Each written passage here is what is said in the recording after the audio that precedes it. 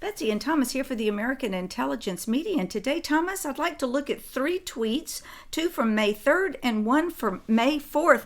We simply cannot do all the Trump tweets because he is now a madman. He has turned his Twitter into the real news feed of America. Absolutely, Betsy. All you have to do now is turn off all the other stations, even Fox, because if they say anything good, he's going to grab it and post, or Parscale, or whoever is helping him post all these amazing things. You don't have to watch any television, no news, mainstream media of any sort, because if it's good, he's going to grab it on either side, and that's in writing or in, of course, video. So really, we are going to read between the lines of some things that he still can't say. But the reason that he can say all these things and he's exploded, not only because of the campaign, but because of the Mueller report now no longer hanging over his head, he can say whatever he wants. And so it is just getting to be, it's a slaughter of the demon rats. Well, I want to focus on this tweet here, and we've heard him say it. He was on Maria Bartiromo in an interview, and he said, "I will declassify soon." And he says everything, and he says even more than you think. What he means by that are the national security letters, which are the real things that were used, not the FISA court warrants, because everybody knew those were fake. That was an insurance policy. Crossfire Hurricane started in late July of 2016, was another insurance policy. So you had the Carter Page attempt for the FISA warrants to get an insurance policy just to sit there. All 4 of those went to no hearings. They were only applications, and that's what they're going to say. But we didn't really act on them. And if you don't know that the national security letters are what really got them their wiretaps, then you're not going to get the truth. And that's what Trump is going to release. He's going to release it all. Well, you know why I think it's so brilliant and really he's a master at this.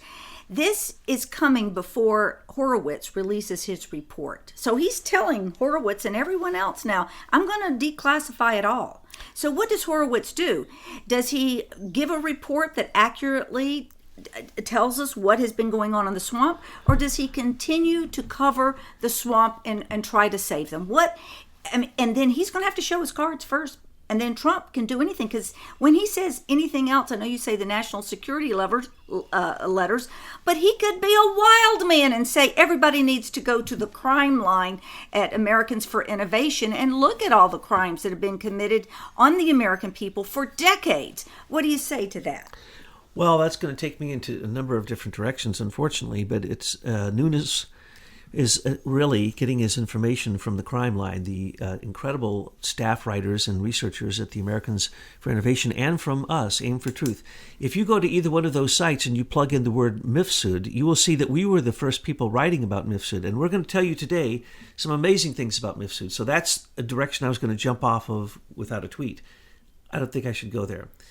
What we're talking about with the declassification, that's going to not only be the 4 Carter Page FISA warrants, which Carter Page was on these, they swore, and in the national security letters, that Carter Page was a Russian spy. They swore to it, and that they had verified information. Carter Page is a Russian spy. Well, then Carter Page should be suing them, shouldn't he? But what did Carter Page do? He had a big fluff, and he went and said he was going to sue Michael Isikoff, who wrote the letter, who printed the letter written by Christopher Steele, which was then used as evidence in one of the reapplications for the FISA court warrants.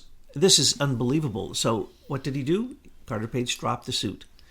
Now, why am I mentioning that? Because in this release of unredacted material, you're going to get the names of the people who are in the press who were paid money. Let me mention some of them. We already know who they are. So again, it sounds like we got a magic crystal ball, or we're Cassandra. And remember, Trump is Cassandra. He says all this stuff. It's true. Everybody says not everybody, not us. Many people say he lies, and then you find out it's true. But do they ever take back the accusations? No. And what does he do? He keeps predicting more things, and it keeps happening. He's Cassandra. And that's what upsets so many people with the Trump derangement syndrome. He's ahead of his time. So what we have is, with these redactions, we're going to see who was paid. Let me mention them. We already get this from Struck Page text messages. Devlin Barrett, needs to go to jail now. And if Michael Horowitz was doing his job on the leaks, wouldn't Devlin Barrett, who we know was an institutionalized leak directly from Rybicki, James Rybicki, who literally interfaced with Devlin Barrett, literally paid him, gave him... We saw this on the Horowitz report before. All kinds of people are on the payroll of the United States government as mainstream media leakers, including Devlin Barrett, including Daniel Richman, who is the supposed lawyer and Columbia University professor who leaked all the Comey material, right? And then Comey comes out and tells us, yeah, that's what I did. Nothing happened to Comey. So Horowitz is not doing his job. Comey should have been charged with leaking. James Wolfe from the Senate Intelligence Committee should have gone to jail for the rest of his life instead of for 2 months for leaking to Alvy Watkins. And did you tell me earlier that he's going back to work for the Senate Intelligence Committee? No, I said I don't know where he is, so I assume he probably is right back to his normal job. Oh my gosh. I'm sorry to interrupt. Go ahead. Continue on. Oh, these are institutionalized leakers. I mean, Daniel Richman... Comey later, when they found out who he leaked through, said, yes, he's on the payroll, but he doesn't get paid. And you're going, what are you talking about? He's on the payroll of the FBI as a person that they leak to for professionally approved leaks, which they say exist, but which, by the way, all of these endanger national security. It endangers all of our lives. It endangers the economy, which is part of national security. It endangers everything. Well, they don't care. They're globalist puppets that are trying to take down America, and they're using our laws to beat us up. And I know you were going to talk about Mifsud, but the fact is that Mueller's report is half-assed. It doesn't tell you the true story because he wrote laws many decades ago, Mueller did, to keep us from knowing full truth. And you and Michael McCabe exposed that in a fantastic report the other day. And I was so glad to see Devin Nunes picking that up, that dialogue up and continuing it, asking, well, then how come you didn't look at Mifsud? Well, as you know, Betsy, better than anyone, because you posted it and you do all of that and you give us the strategic plan, we went after Mueller before Mueller was appointed special counsel, if you want to look back to the videos and the audios. But the point is that we knew exactly what was going to happen because he's the fixer. Who's the next fixer in line to be the next fixer after Mueller? Michael Horowitz. So is Michael Horowitz going to reveal much? No. And so Barr has come in and basically said to his good buddy, supposedly good buddy, Bob Mueller, I don't even believe this letter you sent me even was written by you. He said that in his testimony. He says this letter that was leaked, and then remember the Republicans asked him, how did this letter get leaked? And he goes, I have no idea. I did not leak this. And had you looked at the letter, anyone had looked at the letter, which was the only bit of leverage they had on Barr to try to get him that day, was this supposed letter. And then he didn't make a remark about that letter a few days later when he answered some questions about whether or not the Mueller team had any pushback. And basically, he didn't think the letter was written by Bob Mueller, so he picked up the phone and in front of his whole group on speakerphone to make sure it was all recorded, spoke to Mueller, and basically, he said in the testimony, it was a snitty letter written by his assistants. Not only that, but the leaked letter, the leaked information literally went into the thought of both people in the conversation. Their thought, not just every word of it. So, someone in the room with Mueller? Was someone in the room with Mueller? That wasn't stated. So, the people in the room with Barr, do they not understand that one of them will be fired? They're probably fired already. The things that came out of that testimony, Barr said he had a group around him. He's not going to appoint a special counsel. He's not going to appoint an independent counsel. He's not going to start another stupid special counsel or grand jury investigation. He's going to just simply prosecute these people because it's black and white. We have the evidence. If they go to the crime line at Americans for Innovation, that is where you will see the very pictures that Nunes is talking about. Also, Aim for Truth, we posted them. The pictures of Mifsud that Nunes is talking about that have come forward, we posted a long time ago and told the whole story. And in a minute, we're going to tell you even more. But explain to everyone again, if they missed the audio with you and Michael about this exculpatory evidence, explain what Devin Nunes is saying in this video recording. Yes. Many years ago when Mueller twice was... Briefly, give me a Reader a U.S. Digest attorney in California. version. I'll try to. He changed the rules of evidence. And those rules of evidence allow the federal government to allow or not allow evidence, including exculpatory evidence. So that means that if you go before a grand jury and they have proof, the prosecutor has proof that you're innocent, they don't have to bring it.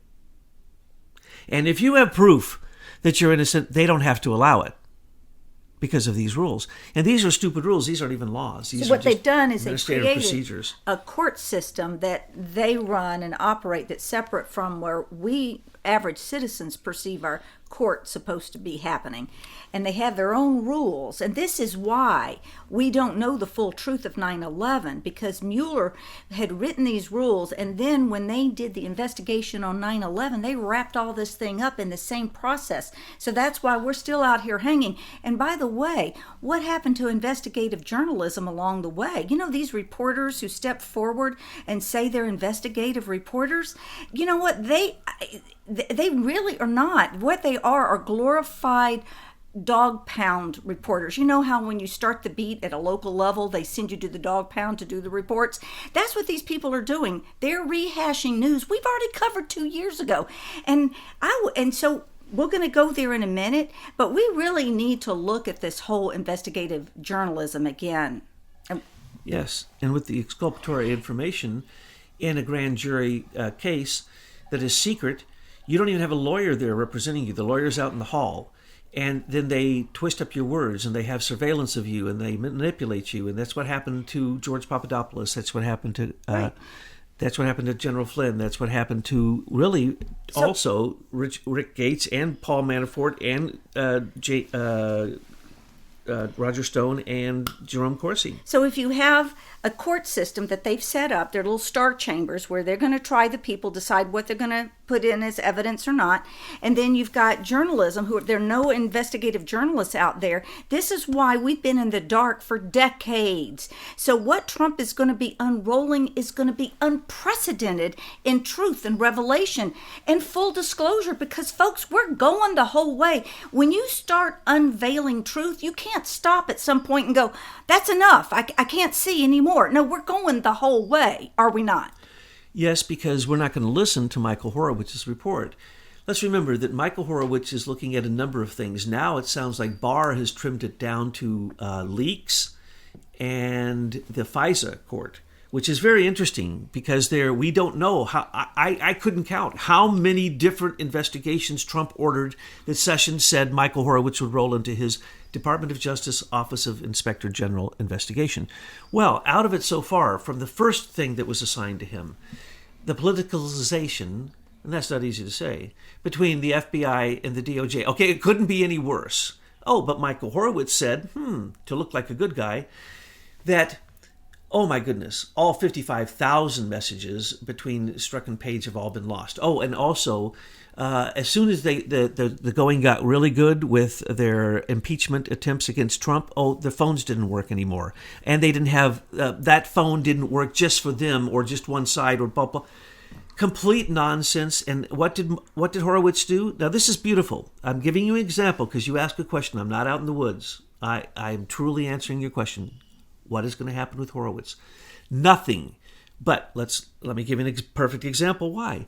Politicalization between the DOJ and FBI. So what do they get? One person who didn't show perfect candor when talking to Horowitz, and that was Andrew McCabe.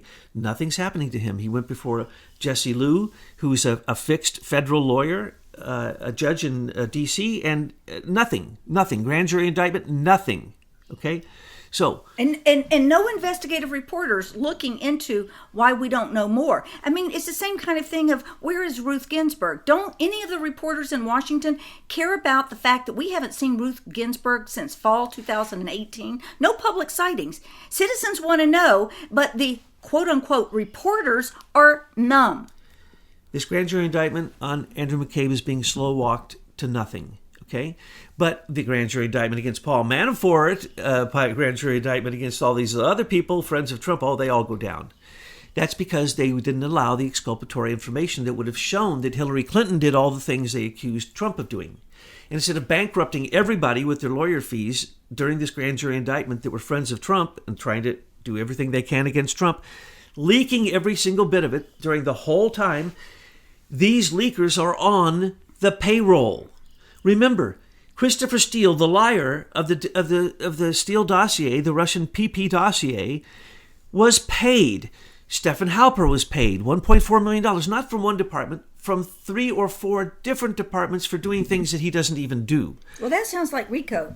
I mean, when you've got all these different departments doing that kind of stuff together, that's a coordinated attempt. Stephen Halper is a British and American citizen. He is a foreign agent. Christopher Steele is a foreign agent. They worked with Russians, supposedly, in their dossier, foreign agents.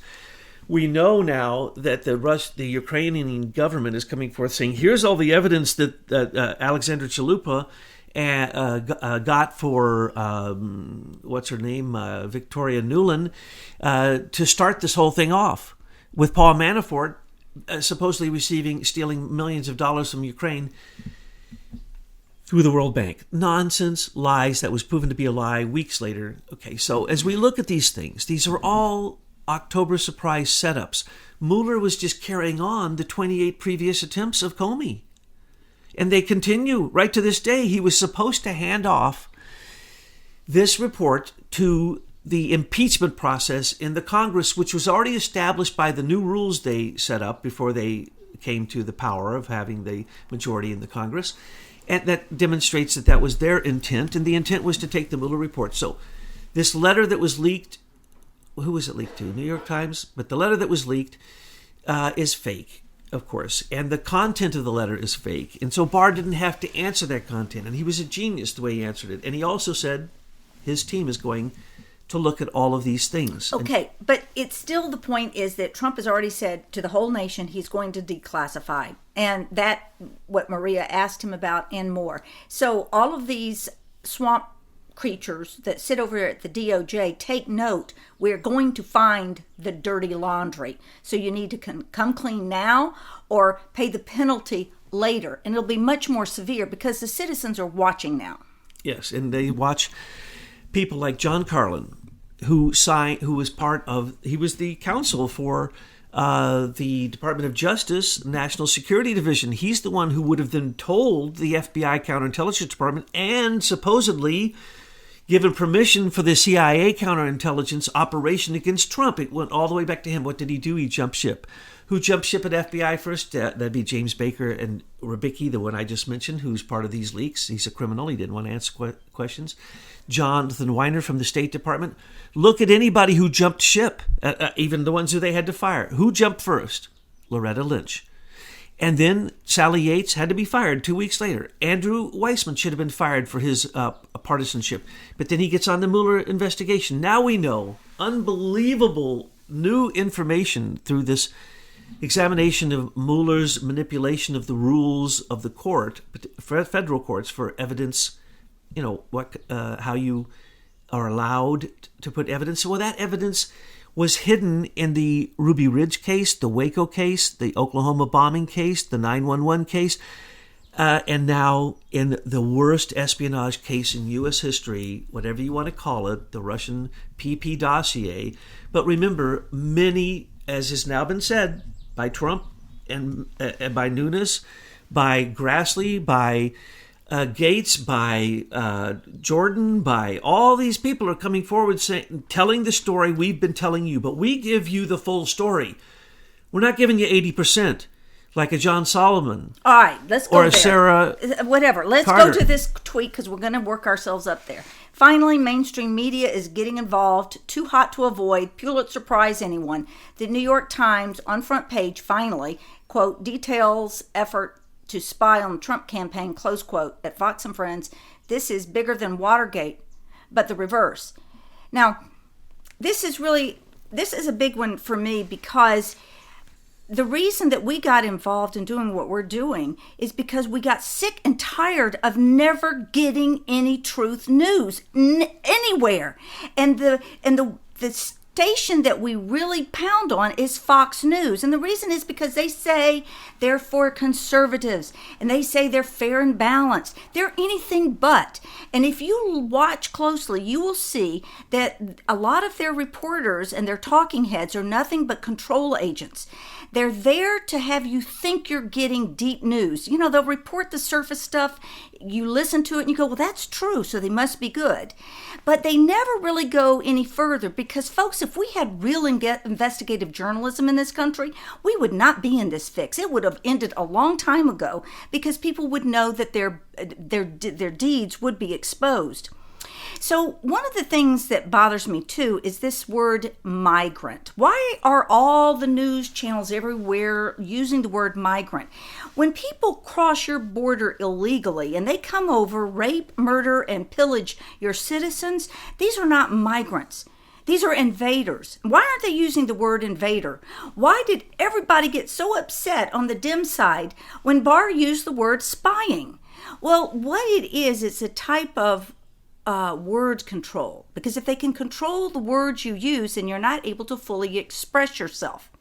And so as we are beginning to look at these so-called reporters, one that we drilled down on was John Solomon. Well, actually, I just beat up Thomas so badly. I said, you've got to look at this guy. There's something fishy about him.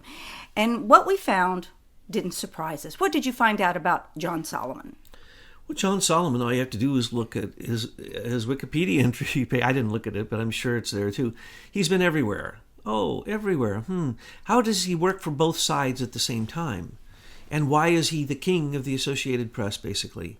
And why do they make him the director of every single news agency that he goes to? And why is it that he has created the digital platform for all of them, from Circa to Washington Post, Washington Times? He's a writer for New York Times. It was a director of the Associated Press, the Global Initiative. You name it, anything, you name it, both sides of the fence. Why do they allow someone to do that? Because he is the paid political operative of the mainstream media that controls the propaganda narrative through what he claims outright. That's the reason we were able to nail him and go backwards on it, is he claims that he's the person who developed the feedback system used on election night to give quick results, which is called Leader Plus. Well, look closely. Leader Plus is owned by ISIS Management, which also owns Avid. And I want to correct something that someone sent in on a stream. These days, Betsy's having me look at the stream a little bit and respond to people sometimes. And I just want to say, no, you are totally incorrect. You have mischaracterized what Avid is. Avid is the prompt.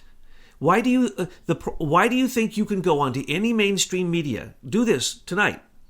When the news is on, click between all of them as fast as you possibly can. They will be saying the exact same words, and they will either be standing or sitting, and it'll either be delivered by a man or a woman or both, or it will be delivered in a panel, and it's the exact same words. And what is that? That is perception management, and that is illegal because that affects our national security, and it is nothing more than the politicalization of the mainstream media for the demon rats, which is now an anarchist party. So what just happened, and people didn't notice any of this, it's just hysterical to me. But let's stay with John Solomon. Okay, but I'll be back there in a second. Alphabet just lost $70 billion because of cutting off the conservative sites. Nobody wants to talk about that. Nobody wants to talk about, again, two of the major news outlets, and I can't give you confirmation on this, but let's just say over $250 million was poured in venture capital into two major outlets. And we know that the Washington Post is just a Bezos extension. And how is Bezos alive? Because we don't charge him for the U.S. Postal Service charges we're supposed to. And we give him government contracts. Or else Amazon wouldn't exist. Alphabet wouldn't exist. Google, Gmail, none of them would exist. Facebook without government intervention. So John Solomon is their voice. He does exactly what you said. He creates euphemisms. He neuters any words that don't come down to the lowest common denominator of virtue signaling. And he is in a position that once he neuters these words, then everybody out there in the press, and because you call him the Associated Press chief propagandist, they all have to follow suit. So that's why you're not seeing them use the word invader. Now, our job out here in America is we've got to move that Overton window, and we have to these words out into our speech. We have to talk about spying and espionage, and we have to talk about British infiltration and what's the Queen up to. All the things that they're not going to touch, we got to touch, and we got to pound on it. The digital forensic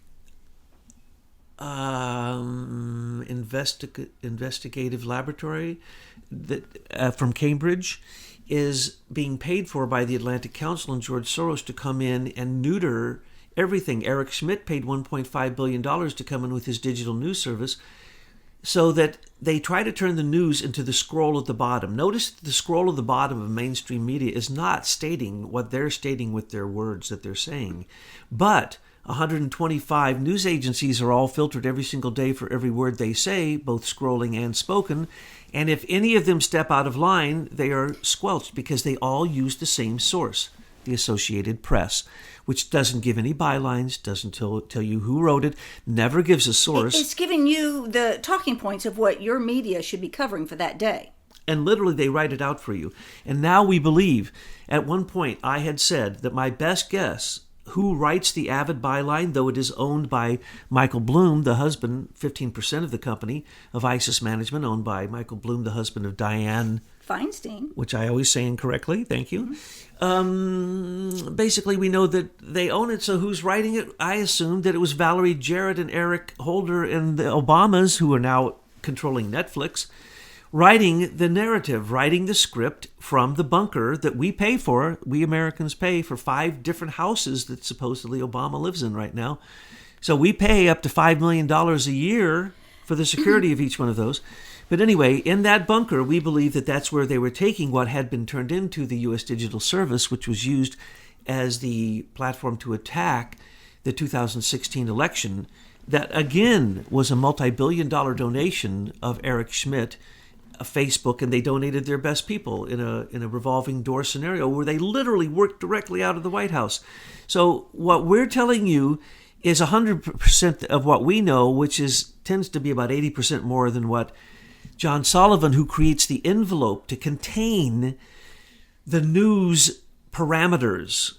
And they think when they say, "Holy Lord, Sarah Carter has the best sources in the universe." Let's stop right there, because that's a tool that they use. If you listen carefully, and listen to this next time, you'll have Sean Hannity or somebody talk about how amazing Sarah Carter and John Solomon are. Okay, so they have to prep you for believing that these people are actually giving you good stuff. And the average person isn't going to be critically thinking about, well, why would Sean say that? What does Sean know about them that makes him feel that they're so cutting edge? But anyway, that's glossed over, and then Sarah Carter and John Solomon start talking. Now, if you listen to Sarah Carter, she never really tells you who her sources are, does she? Never. Listen to her.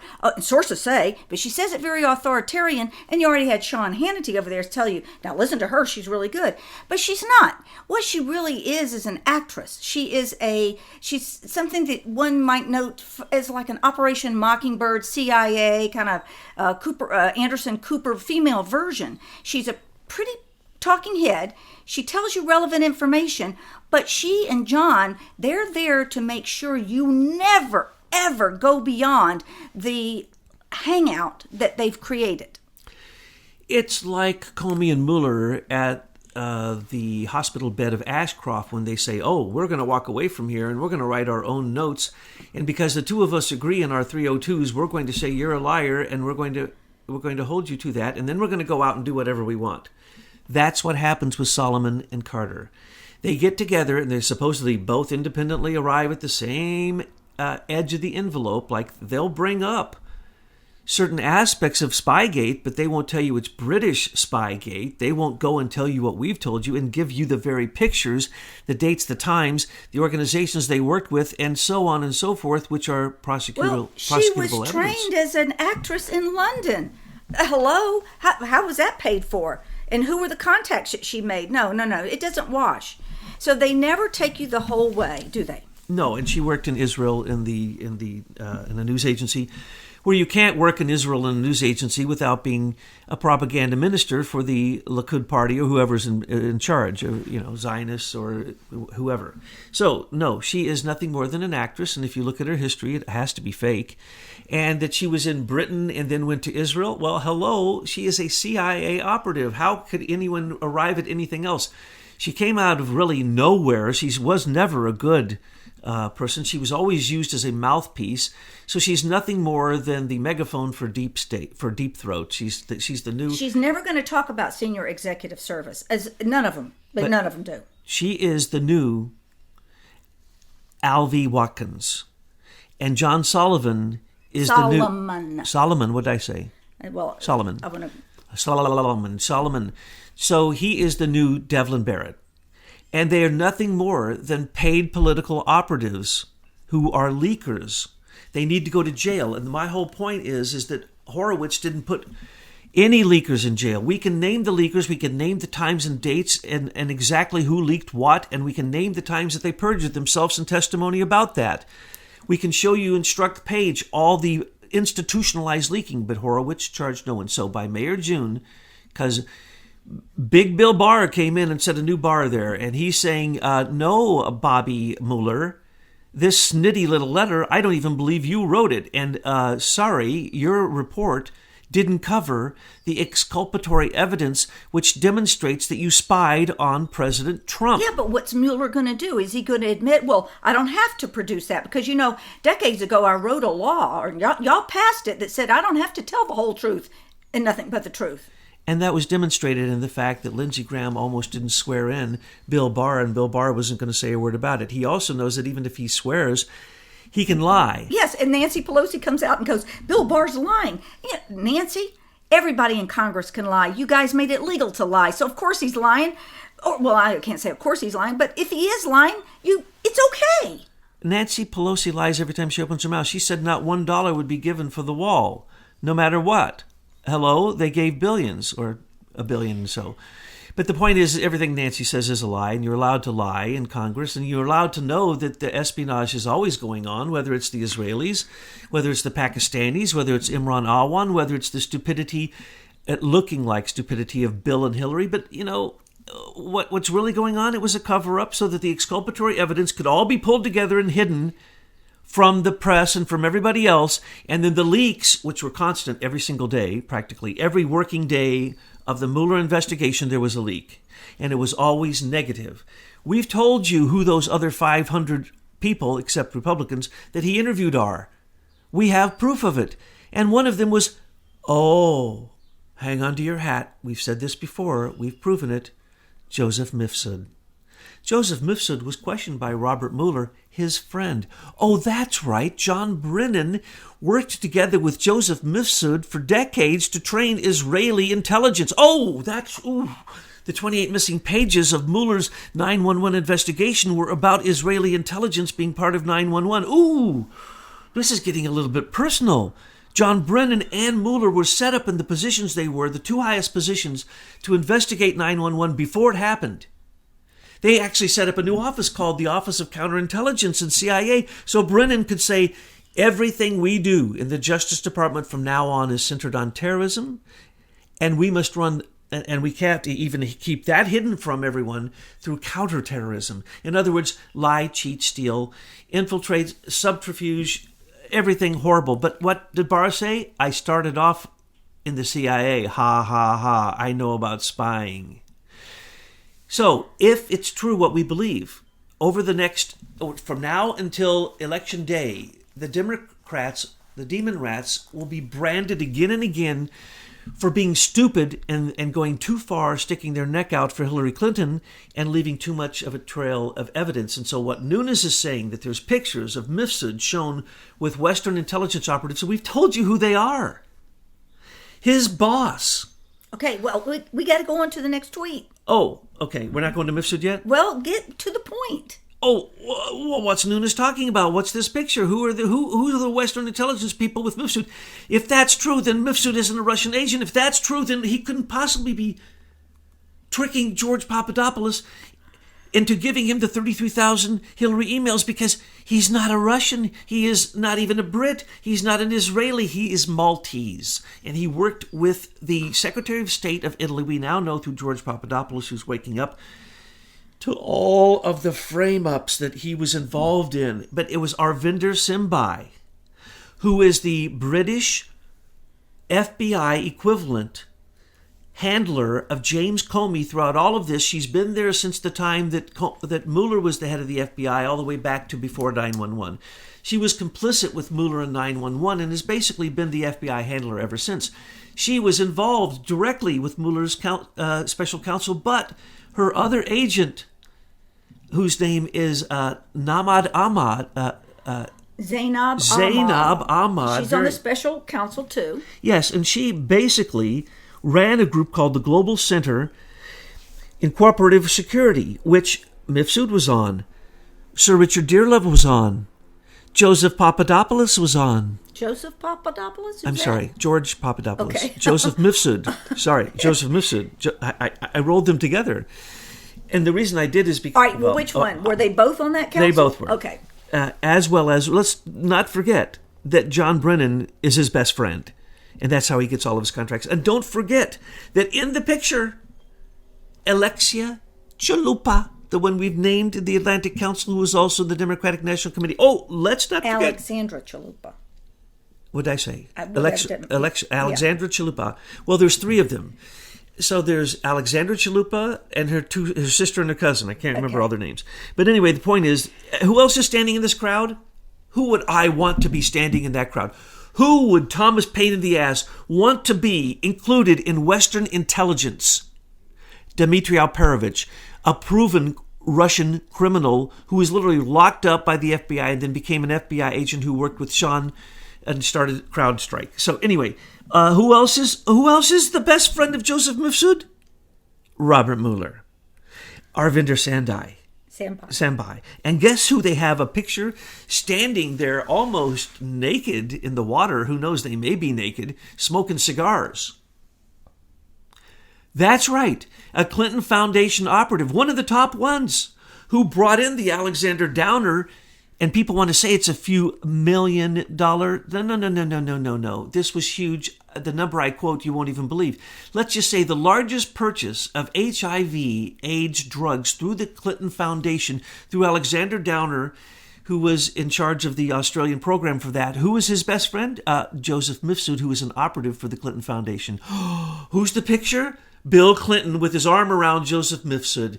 He is a member of the Clinton Foundation, one of the best operatives, because he is multinational. And they blamed him as being a Russian spy because he was in the Valdez discussion group. Because the Valdez discussion group, which meets in London, which George Papadopoulos was invited to become head of. By the way, I don't want to go before, I have to just say this. George Papadopoulos was so important that they literally made him the director of the Center for International Energy and Natural Resources, Law and Security. Of course, he was the only person in that group, but he was still the director of it. It never really met.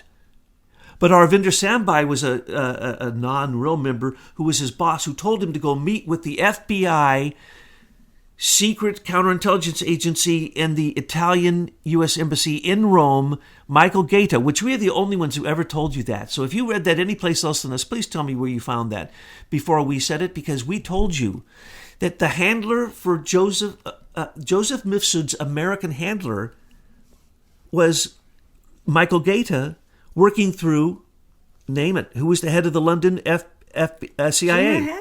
Gina Haspel had to be the director because she told Arvinder Sambai to tell Joseph Mifsud, to tell George Papadopoulos to go to Italy, where the ex-Secretary of State on Link campus gave him the precious Olga Veselnitskaya, who didn't really speak English, but was a honeypot, they call her. I have other words for that. And also... Olga Veselnitskaya?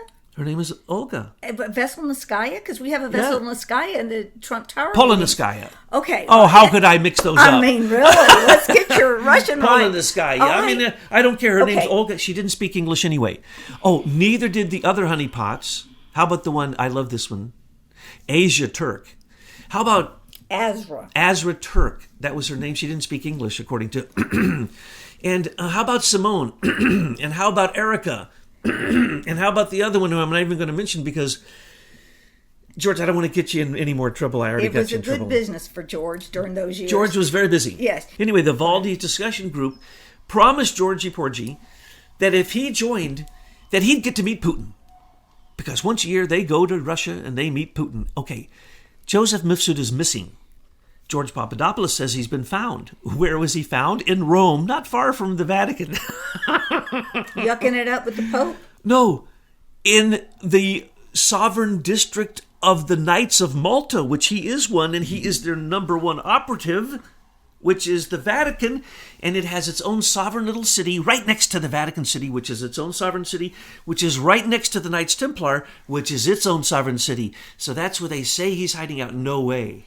He ain't there. First place I'd look, right? First place I'd look. Where would you look? There. Okay, but where would you look if you know he's not there? Where do you think he is? In the grave. Uh-huh. That's what I think. Hillary charged him, her best friend, who worked for the Clinton Foundation, in a lawsuit that he was supposedly part of the Russian hacking of the DNC. His name was mentioned, but in it, it says that he is presumed dead. Yes. In other words, Hillary sent out the message that her best friend is presumed dead. Now, knowing Hillary, she doesn't usually say she kills somebody and arkancides them, but he might be dead. Stephen Rowe, who wrote a book, who was his alibi, who is a true Russian, who is also part of all these groups. All the groups I just mentioned, he tried to get into, and he's a billionaire. He also owns nuclear power plants. They made him a lord and a lady. His wife, who's a true Russian, made him a British lord and lady, gave them... Okay, Stephen Rowe, if you can't figure this out, you, John Solomon and Sarah Carter, if you can't figure this out, then you didn't Google it. Because had you Googled it, our articles would have come up. And everything I'm telling you, you would have known 2 years, well, at least a year and a half, maybe longer ago, in detail, with pictures, with evidence. So the pictures Nunes is talking about could be the exact pictures that we brought. And where did we find those?